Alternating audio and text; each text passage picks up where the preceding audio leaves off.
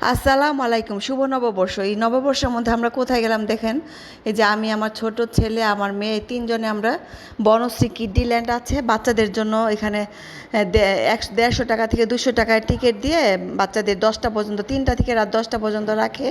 ওরা বিভিন্ন খেলার জোন আছে এখানে, জোনে ঢুকতে পারে। দেখেন আমার ছেলের জন্য টিকিট কেটেছে ঠিকই, ভিতরে ঢুকে ও কিছুক্ষণ দাঁড়িয়ে থেকে ৫ মিনিটও থাকে নেই, কিছুক্ষণ পরেই বলে আম্মু আমার ভালো লাগছে না, আমি এখানে থাকবো না। তারপর যথারীতি আর ওরে বেশিক্ষণ রাখলাম না, রেখে তারপর আমরা চলে গেলাম বাইরে। এই যে ও কারোর সাথে মিশতেও পারতেছে না, আর ছেলেরা নাকি দুষ্টুমি করে ওর সাথে, ওর এগুলি ভালো লাগছে না। এই যে দেখতে পাচ্ছেন, ও শুধু শুধু হাঁটতেছে, একা একা হাঁটছে, ওর বলতেছে ভালো লাগছে না। তারপর আমি বললাম ঠিক আছে, যদি ভালো নাই লাগে তাহলে এখানে কেন ঢুকেছো, তাহলে চলো আমরা বের হয়ে যাই।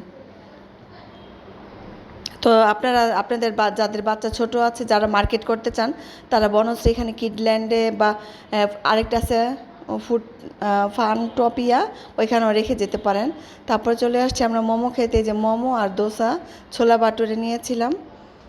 তো এগুলি খেয়ে আবার হঠাৎ আমার হাজব্যান্ড ফোন করলো যে তোমরা কোথায়। আমরা বললাম যে আমরা বনশ্রীতে এখানে আছি।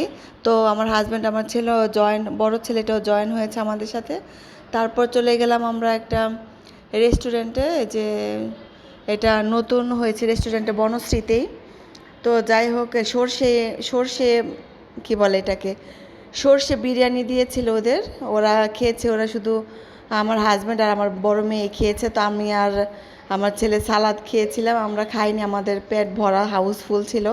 আর আমরা 7 আপ খেয়েছিলাম ওদের সাথে। খেয়ে দিয়ে তো আমরা আগোরাতে যে কিছু কেনাকাটা করে তারপর আমরা বাসায় চলে আসছি।